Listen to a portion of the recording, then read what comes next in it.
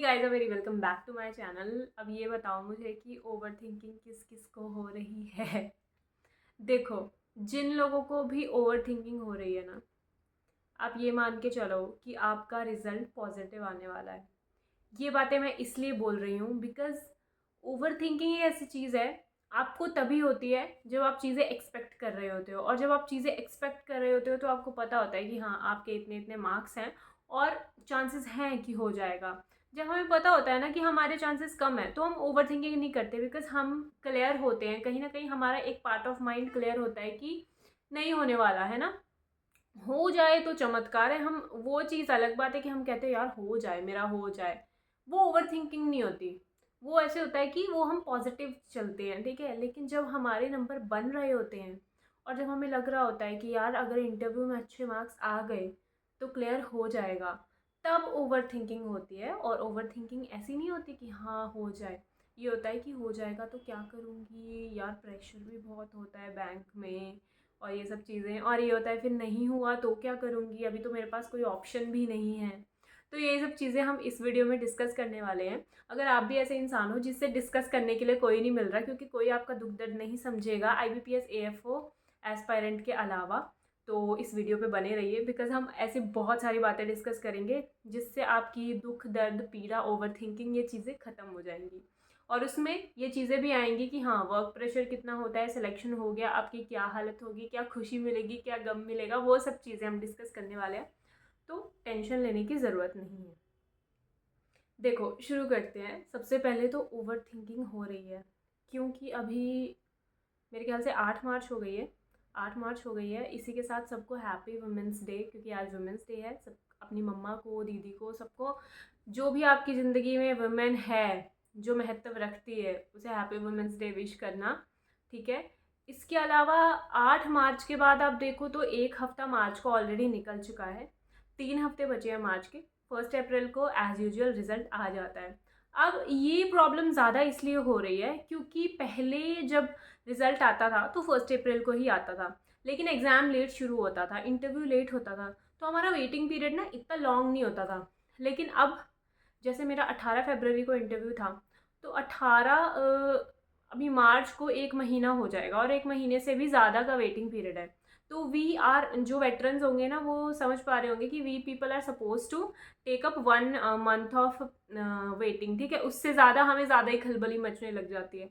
तो वो चीज़ कहीं ना कहीं हो रही है, लेकिन टेंशन लेने की ज़रूरत नहीं है क्योंकि मिड मार्च के बाद कभी भी आपका स्कोर कार्ड आ जाएगा। और जब स्कोर कार्ड आ जाएगा ना, तो आपका वेट कहीं ना कहीं ख़त्म हो जाएगा। आधे बच्चों का तो वेट ख़त्म हो जाएगा। वो कैसे? स्कोर कार्ड में आपको पता चल जाएगा। अगर आपके 25 से नीचे नंबर बन रहे हैं तो उम्मीद ख़त्म ही कर देना, ठीक है। मैं ये नहीं कह रही कि तुम्हारा सिलेक्शन नहीं होगा, मैं ये कह रही हूँ कि उम्मीद ख़त्म कर देना। क्योंकि जब उम्मीद ख़त्म कर दोगे और फिर सिलेक्शन हो गया तो खुशी होगी, लेकिन अगर उम्मीद लगाई और सिलेक्शन नहीं हुआ तो बहुत दुख होने वाला है। क्योंकि 17 नंबर कट ऑफ गई है, ठीक है। अगर आपके 25 नंबर से कम आ रहे हैं तो उम्मीद मत करना। तब आपका सिलेक्शन उसी केस में होएगा अगर आपके इंटरव्यू में एक्सेप्शनल मार्क्स आए हैं, मतलब 16 से ज़्यादा नंबर आए हैं, ठीक है। 17, 18, 19 किसी के आए हैं तो हो जाएगा। और वो एक्सेप्शनल मार्क्स जो है वो एक्सेप्शनल लोगों के होते हैं, नॉर्मल लोगों के नहीं होते, मतलब एक मेजॉरिटी के नहीं होते। तो मैं मेजॉरिटी से कह रही हूँ कि हाँ, उम्मीद ख़त्म कर दे। अगर 25 से नंबर बनेंगे स्कोर कार्ड में तब, अगर स्कोर कार्ड में 25 25 भी, 25 और 25 से ज़्यादा जिसके नंबर बनेंगे, उम्मीद रखना, मीडियम रखना, ठीक है। मैं ये नहीं कह रही बहुत हाई होप्स रखना, मीडियम मीडियम होप्स होप्स रखना, क्योंकि आपका हो भी सकता है, नहीं भी हो सकता है। आपका मतलब कि बीच में है, आपके इंटरव्यू में बुरे मार्क्स आ गए तो नहीं होगा। अगर आपके मोर देन एवरेज मार्क्स आ गए तो हो जाएगा। मैं ये नहीं कह रही हूँ कि 19 नंबर लेने हैं, लेकिन हाँ, अगर 17-18 नंबर आ गए तो हो सकता है। अब जिसका 10 से ज़्यादा गैप बनेगा ना, उसके चांसेस हैं। जिसके 27 से ज़्यादा नंबर बनेंगे ना, उसके चांसेस हैं होने के। क्योंकि देखो, इस बार अभी आपको बहुत लोग मिलेंगे जो कमेंट सेक्शन में बोलेंगे कि हाँ, अनएक्सपेक्टेड प्री की कट ऑफ गई है, अनएक्सपेक्टेड मेंस की कट ऑफ गई है, और जो फाइनल कट ऑफ होगी वो भी अनएक्सपेक्टेड ही जाएगी, 55 प्लस जाएगी, कुछ लोग बोल रहे 60 प्लस जाएगी। ऐसा कुछ नहीं होने वाला। पिछले 10 साल के पेपर उठा के देख लो, पिछले 8 साल के पेपर उठा के देख लो, सारी कट ऑफ्स को एनालाइज करो। जो मेंस की कट ऑफ होती है, जो फाइनल कट ऑफ होती है, उसमें 35-36 का डिफरेंस होता है। कई बार 35 से कम डिफरेंस भी है, कई बार 36 का डिफरेंस भी है। ठीक है, मैक्सिमम डिफरेंस है 35 पॉइंट समथिंग का, मेरे ख्याल से 36 लगा लो। तो अगर उतना भी डिफरेंस आता है ना, तो 17 नंबर कट ऑफ गई है। तो 17 में अगर आप 36 मिलाते हो ना, 17 में अगर आप 40 भी मिलाते हो, तो 27, 37, 47, 57, ठीक है, 57 मार्क्स बनेंगे। और 40 तो जाएगी भी नहीं, 35 का गैप जाएगा। तो अगर 57 बन रहे हैं तो 52 नंबर तक कहीं ना कहीं कट ऑफ जा सकती है। ठीक है, 52, 51, 53, ये चीज़ें 50 से लेके 53 तक कट ऑफ कहीं ना कहीं जा सकती है। तो ये बातें हैं, और ऐसा ही होता आया है। तो हम होप ये करेंगे कि ऐसा होगा। ठीक है, प्री की कट ऑफ गई थी एक्सेप्शनल, मेंस की कट ऑफ गई थी, लेकिन मेंस का पेपर भी एक्सेप्शनल आया था। अगर प्री की कट ऑफ एक्सेप्शनल गई है तो कहीं ना कहीं उसके पीछे हमारे पास रीज़न है कि जनरल बैंकिंग के बच्चे प्री का पेपर पढ़ रहे हैं और कट ऑफ जा रही है हाई।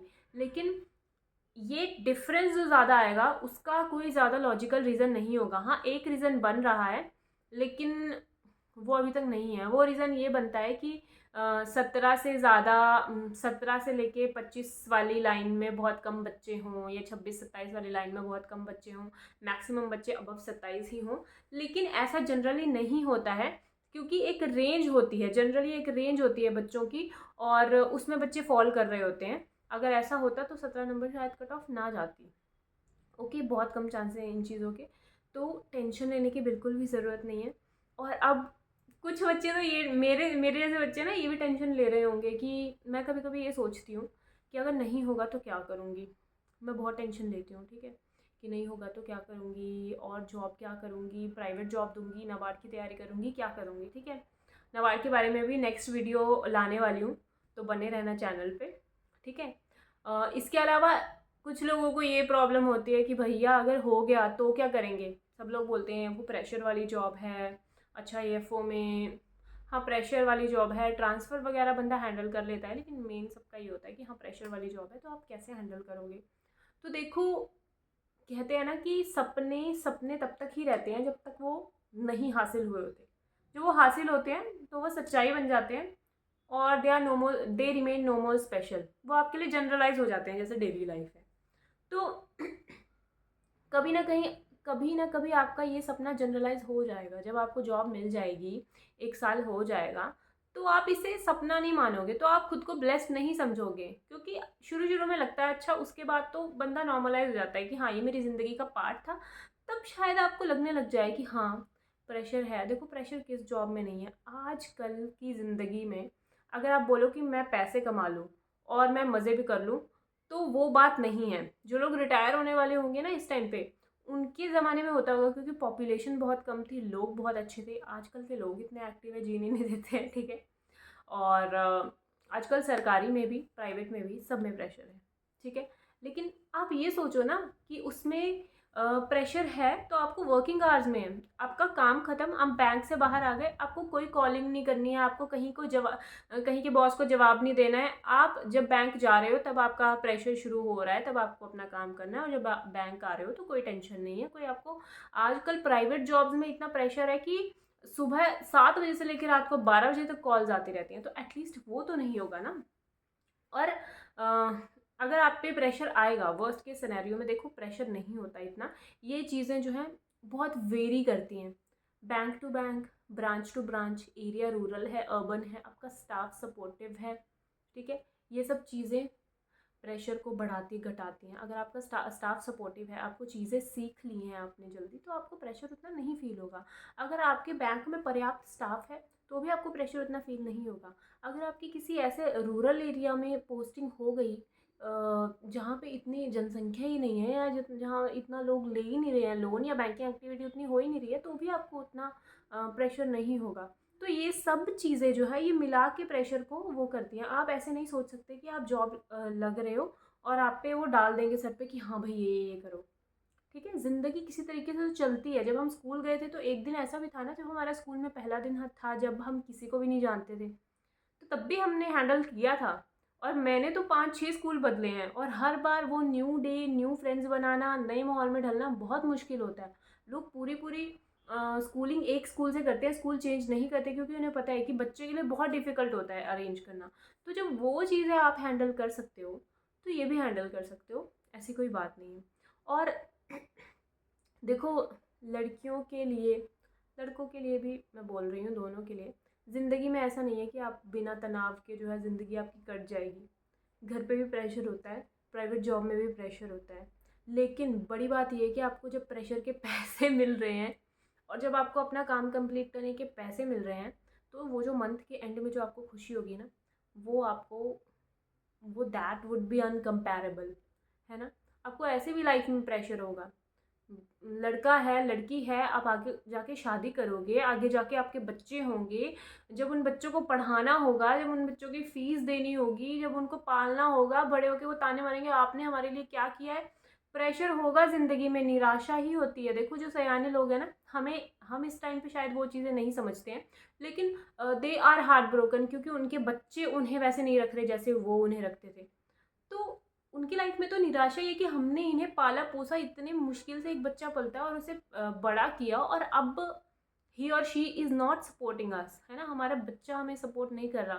तो उससे बड़ी दुखद कहानी क्या होगी। तो जब आप जॉब कर रहे हो, आपको बदले में पैसे मिल रहे हैं, तो इट्स अ फेयर डील, ठीक है।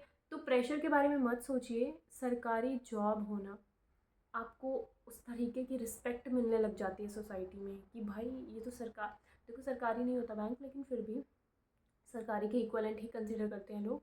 सरकारी बैंक में लगा है, सरकारी मुलाजिम है, काम करता है, ठीक है, और ऊपर से आप पैसे कमाते हो। जो पैसा होता है ना, जब आप पैसे की पावर देखना, आज आप घर पे बैठे हो, 3 हफ्ते बाद जब आपका रिजल्ट आएगा, और जब आपके रिलेटिव्स को पता लगेगा कि आपकी सिलेक्शन हो गई है, उनका बिहेवियर आपके प्रति कैसे बदलेगा ना, वो आप देखोगे। और आपको तब इतनी खुशी होगी ना, इतनी खुशी इस चीज़ की कि देखो यार, मेरी इज्जत कितनी हो रही है, लोग मुझे कितना मान रहे हैं, सब आपसे हंस के बात करेंगे। एक बंदा नहीं होगा जो आपसे जल के बात करेगा, क्योंकि अगर वो आपके वेल विशर्स होंगे तो उन्हें पता होगा कि आपने कितनी मेहनत की है और आपने अपना गोल पाया है, तो इसलिए वो आपके लिए खुश होंगे। अगर आपकी वेल विशर कोई नहीं भी होगा, तो उसे पता है कि अब आपके पास पावर है। पावर किस चीज़ की? पैसे की पावर। पैसे की पावर को कोई नहीं ठुकराता।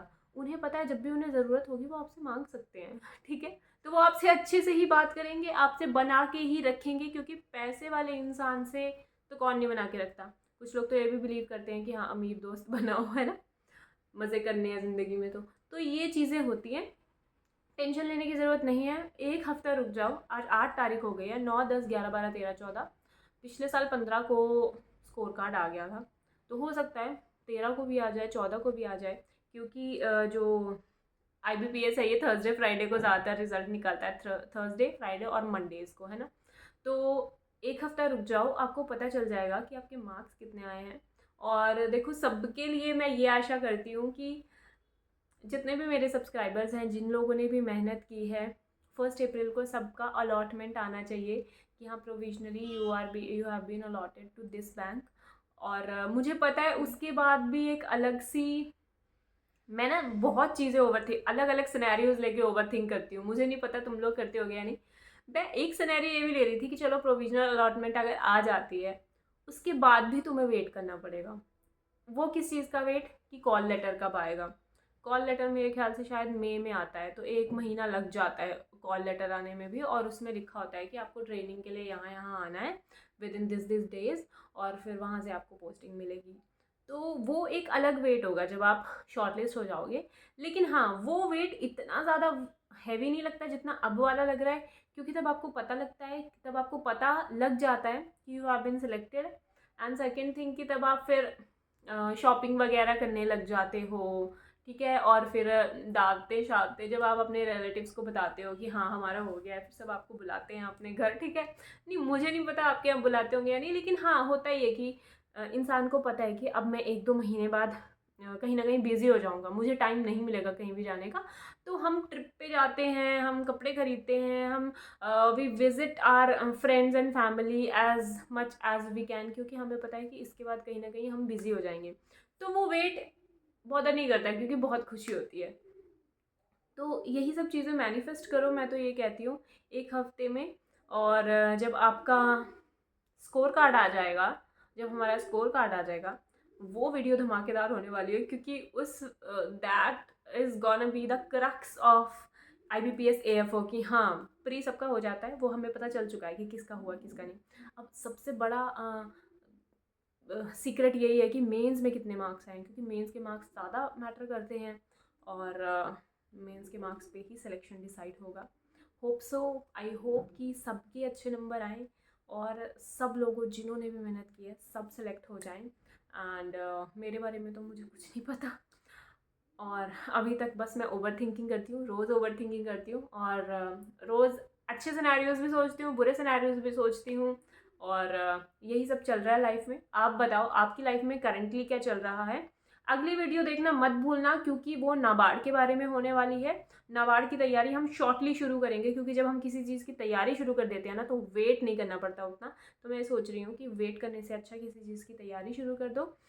इफ़को वाले इफ़को का फॉर्म भर दो अगर एलिजिबल हैं, अगर नहीं एलिजिबल है नाबार्ड की तैयारी शुरू कर दो।